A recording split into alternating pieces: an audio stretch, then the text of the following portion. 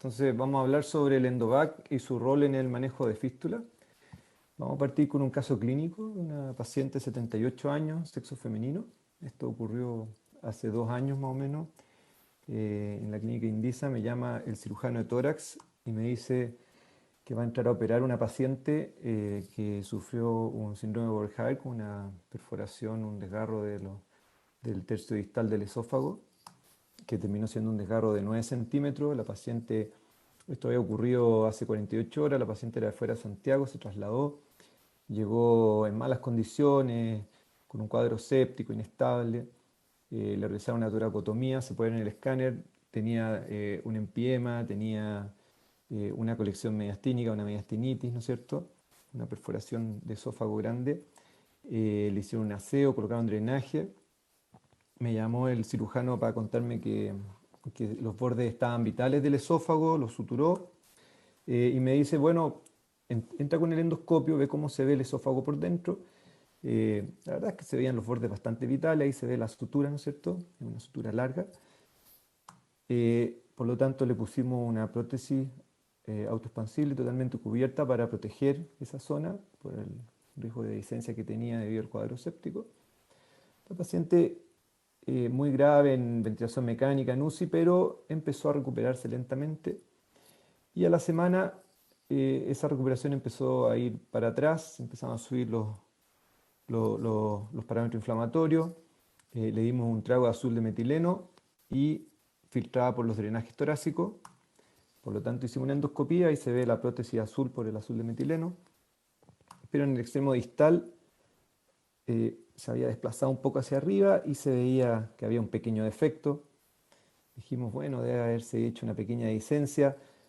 Saquemos la prótesis y veamos qué tenemos. Una dehiscencia completa de toda la sutura, de 9 centímetros de largo, asociada a una caverna, una cavidad en el mediastino que estaba en la parte inferior. Y entonces el cirujano me dice, yo creo que aquí vamos a tener que hacer un esofagostoma, a lo mejor una esofagostomía, esofectomía con una nueva cirugía. La paciente, la verdad es que con 78 años y en las condiciones, daba la impresión de que no iba a tolerar eso. Esto fue hace 2 años, empezamos a revisar qué podíamos hacer. Y aquí parte un poco el tema, que es el Endovac. Bueno, el Endovac lo usó por primera vez en el fondo de la presión negativa en el tubo digestivo Yadengaen en Alemania el año 2008. Se empezó a usar en las dehiscencias de anastomosis rectales, ¿no es cierto? En el fondo se extrapolan los principios del manejo de las heridas con presión negativa para tratar de efectos transmurales del tubo digestivo. La terminología todavía no se ha definido bien. Se ocupa EVT por Endoscopic Vacuum Therapy. Los alemanes ocupan Endoscopic Negative Pressure Therapy. También está el EVAC Therapy. Y Endovac, a pesar de a lo mejor no ser el término más exacto, la verdad es que probablemente es el más descriptivo y el más fácil de recordar, y es el término que vamos a usar en esta presentación. ¿Cuáles son los beneficios de la presión negativa? Produce una deformación, una macro y micro deformación, es decir, la macro deformación es una cavidad, ¿no es cierto?, rígida de pared fibrosa, y la presión que genera esta succión logra deformar la cavidad, logra aguzar los ángulos que tiene y por lo tanto coaptar las paredes que antes se encontraban separadas. La microdeformación es a nivel celular, estresa la célula, produce una hipoxia relativa en la zona, se estimulan factores de angiogénesis, se estimulan factores inflamatorios que ayudan a la reparación. Esto genera que se afronte en la superficie de la cavidad, mejora la perfusión local, elimina el edema de la zona inflamada. También la misma presión negativa y aspiración elimina el exudado y las secreciones, se genera un debridamiento de la superficie cruenta y se estimula la producción de tejido de granulación, que ayuda, ¿no es cierto?, a la posterior cicatrización. ¿Qué pacientes debemos tratar con Endovac? ¿Qué lesiones? En teoría, lo que está descrito, cualquier lesión transmural, o sea, una ruptura del espesor completo del tubo digestivo. Están las perforaciones agudas, las filtraciones y las fístulas. Como vamos a ver, la verdad es que en filtraciones y fístulas es donde se le ha dado más uso. Y también vamos a ver un poco sobre su uso profiláctico en anastomosis de alto riesgo. ¿Qué segmento? Prácticamente todo. La verdad es que lo importante es poder tener el acceso. eh, lo más fácil es o cerca de la boca o cerca del ano, pero también se puede hacer una gastrostomía, el duodeno está a un buen alcance. Nosotros vamos a hablar un poco sobre su tratamiento en el tubo digestivo más alto. ¿Qué cirugías son las que más filtran? Bueno, las más lejos, las de más riesgo son las cirugías, ¿no es cierto?, de anastomosis intratorácica, las gastrectomías totales con esófago y una anastomosis, la anastomosis en la IDRU, ¿no es cierto? También las gastrectomías en manga, las cirugías colorectales bajas. Esta es una recopilación de series donde se utilizó Endovac. Podemos ver que la mayoría fueron, y es donde hay más experiencia en la parte alta, en esófago, ¿no es cierto? Todas las E son de esófago. Lo otro es estómago, duodeno y vírio pancreático. Podemos ver un número recopilado bastante razonable, 400 pacientes. Estos son todos estudios, series pequeñas, digamos, no hay nada prospectivo. Y el éxito es bastante alto, cercano al 90%. Tenemos que considerar que ya que no es randomizado, tiene un sesgo que estos son los pacientes más complejos, son los que fallaron a todos los métodos tradicionales. ¿Cuáles son las indicaciones en el tracto digestivo superior? Bueno, como habíamos dicho, todo paciente con un defecto transmural, agudo o crónico, es candidato para Endovac. Se requiere de manera indispensable la evaluación endoscópica. Debemos caracterizar el defecto, obviamente hay que encontrarlo. Tenemos que ver, y esto se puede hacer con contraste y fluoroscopía, si hay fuga de contraste, si es que hay un trayecto fistuloso, cuál es la anatomía de este y la cavidad, cuál es el tamaño de la cavidad y a qué distancia está. Las principales indicaciones: defectos de gran tamaño, filtraciones y fístulas, cavidades asociadas a colecciones líquidas. También se puede usar en defectos más pequeños, se considera pequeño menos de 10 milímetros, especialmente si están asociados a cavidades contaminadas, donde habitualmente hay que dilatar el defecto para poder poner la esponja de manera extraluminal, es decir, dentro de la cavidad, de la cavidad que está fuera del tubo digestivo. Y si es que no hay una cavidad asociada, se puede usar una esponja intraluminal, es decir, dentro del tubo digestivo. Acá hay un pequeño algoritmo de flujo, donde la endoscopía parte todo, aquí se hace la descripción, ¿no es cierto? Si hay necrosis transmural de la pared, por ejemplo, un estómago ascendido necrótico, bueno, este paciente tiene que ir a cirugía. Pero si el paciente no puede ir a cirugía, se puede hacer una terapia puente con VAC, desfocarlo, para poder llevarlo después a cirugía. Si el defecto si no se puede hacer endoscopía, entonces la esponja se pone intraluminal. Si es que uno no logra entrar con el endoscopio dentro de la cavidad o no hay cavidad.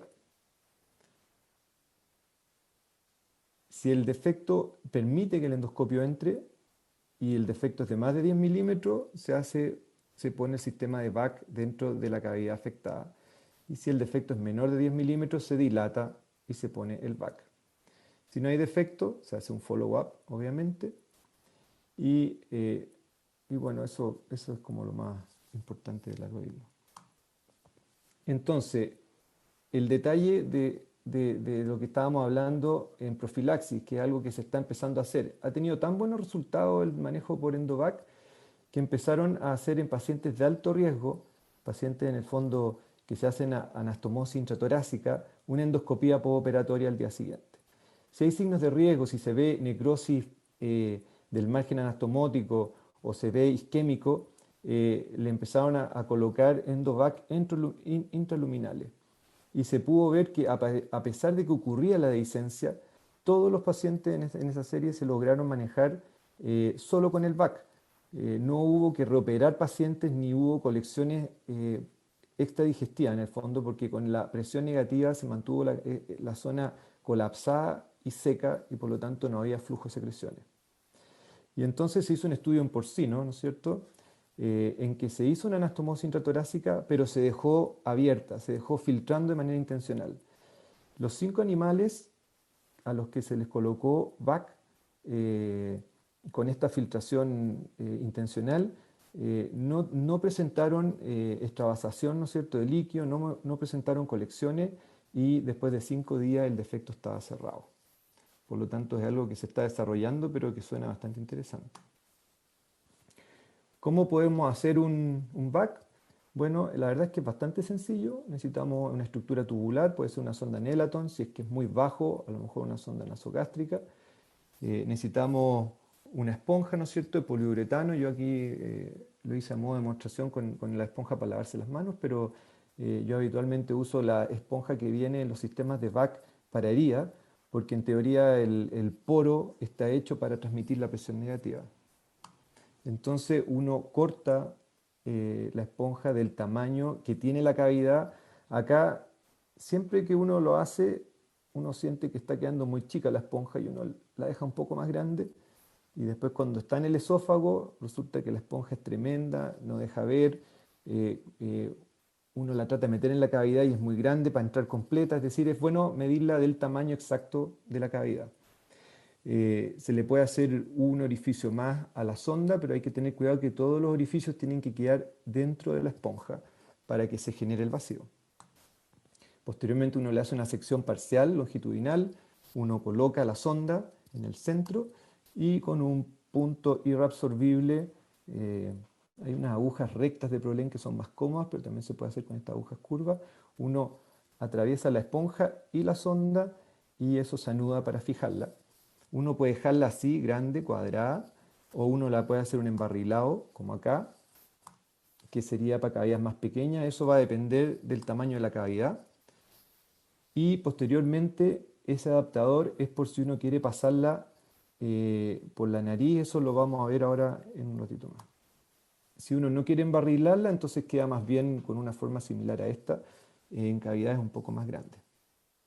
El tamaño de la esponja tiene que irse achicando secuencialmente en cada aseo a medida que la cavidad se va reduciendo en su tamaño.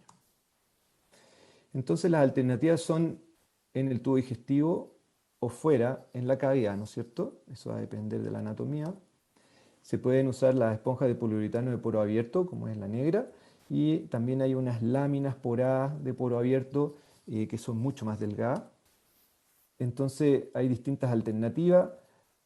Todas las alternativas más largas son para dejar en el tubo digestivo y las más cortas son para poner dentro de las cavidades abscedadas. Aquí hay otra imagen de lo mismo. Y está esta alternativa, que es la que se está usando de manera profiláctica, que es una sonda que se le conecta, es una sonda nasogástrica que tiene un lumen yeyunal para nutrir. Entonces en el lumen nasogástrico se coloca esta lámina porada y eso es lo que se deja en el esófago de protección y el lumen de alimentación se usa para poder nutrir al paciente por la misma sonda.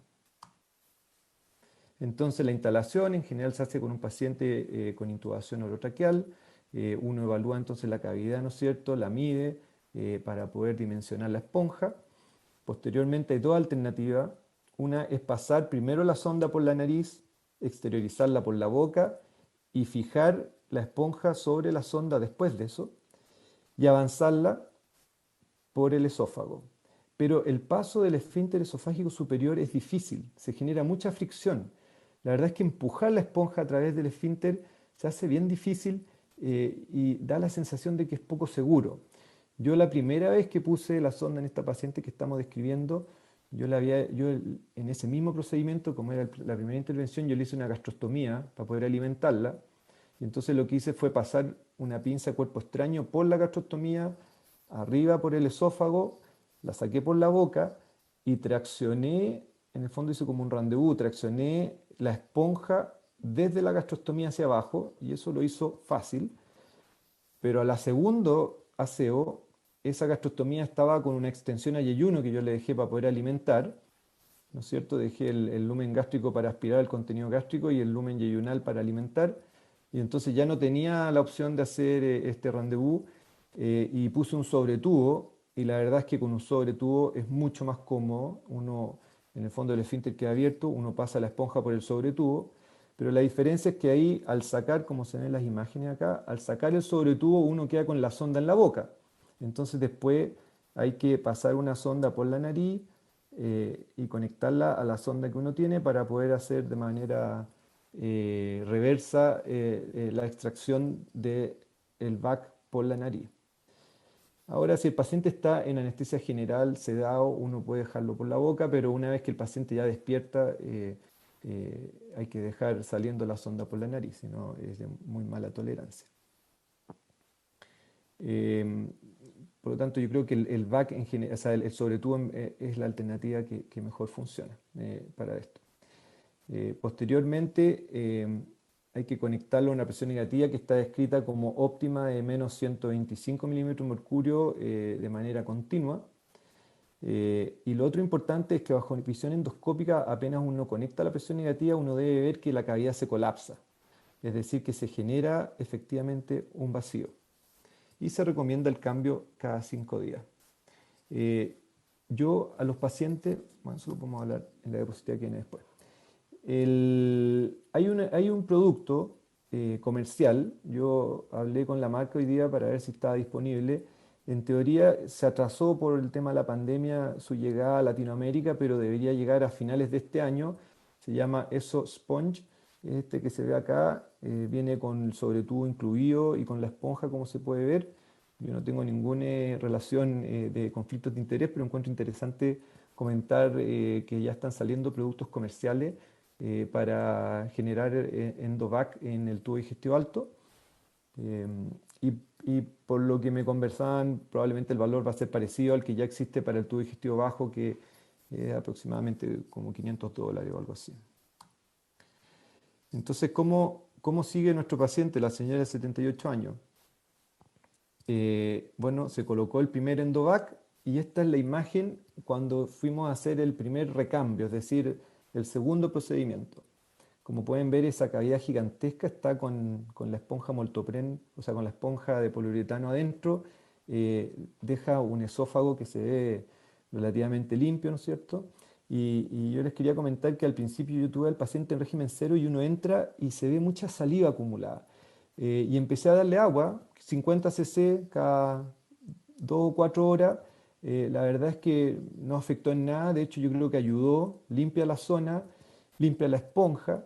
De hecho, después empecé una vez al día a desconectar de la aspiración la manguera del endovac e irrigar por ahí unos pocos cc de agua y volver a conectarla. Y me da la impresión de que eso limpia los poros de la espuma y alarga un poco la vida del procedimiento. Yo lo empecé a hacer los cambios cada una semana. Cada procedimiento significa una ida a pabellón, una anestesia general. No es tan sencillo. Creo que cada una semana, si se puede, es más razonable, pero bueno, la recomendación es cada 5 días. Y miren al retirar la esponja lo que pasa. Se ve que la cavidad ha disminuido mucho en tamaño comparado con la anterior, se ve mucho menos exudado y se está empezando a ver algún grado de tejido de granulación. Y después de 5 cambios de VAC, se ve una cavidad mucho más chica, con más tejido de granulación, y se ve cómo ya la esponja, al aplicar la presión negativa, está dentro de la cavidad y la sella bastante. Ese drenaje que se ve ahí es un drenaje, un Jackson Pratt que está puesto desde el tórax y que nos va a acompañar durante toda la travesía de la paciente porque me costó mucho sacarlo, quedó atorado en alguna parte del camino. ¿Qué contraindicaciones tiene colocar un endovac? La verdad es que son relativas. No hay guías clínicas ni consensos de cuándo no se debería colocar, pero tiene menos rendimiento en cavidades multiloculadas.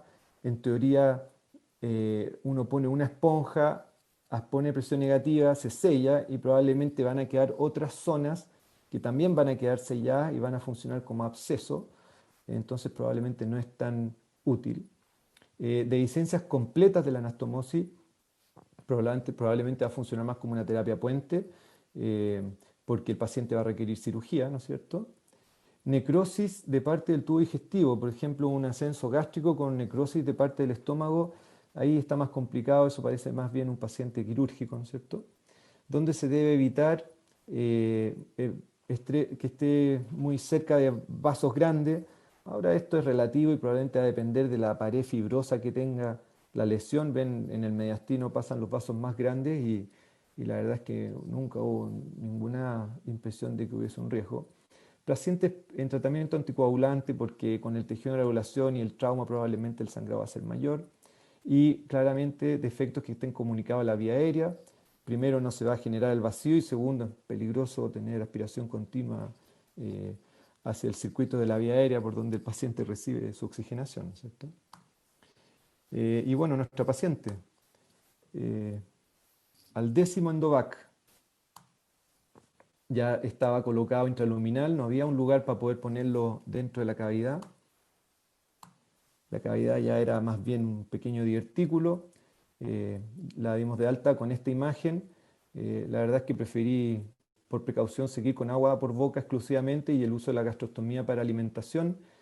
eh, y control al mes posalta, todavía con su drenaje. El defecto se transformó en un pequeño divertículo y finalmente ese drenaje lo pudimos sacar el último día antes que se fuera para su casa. Muchas gracias a todos.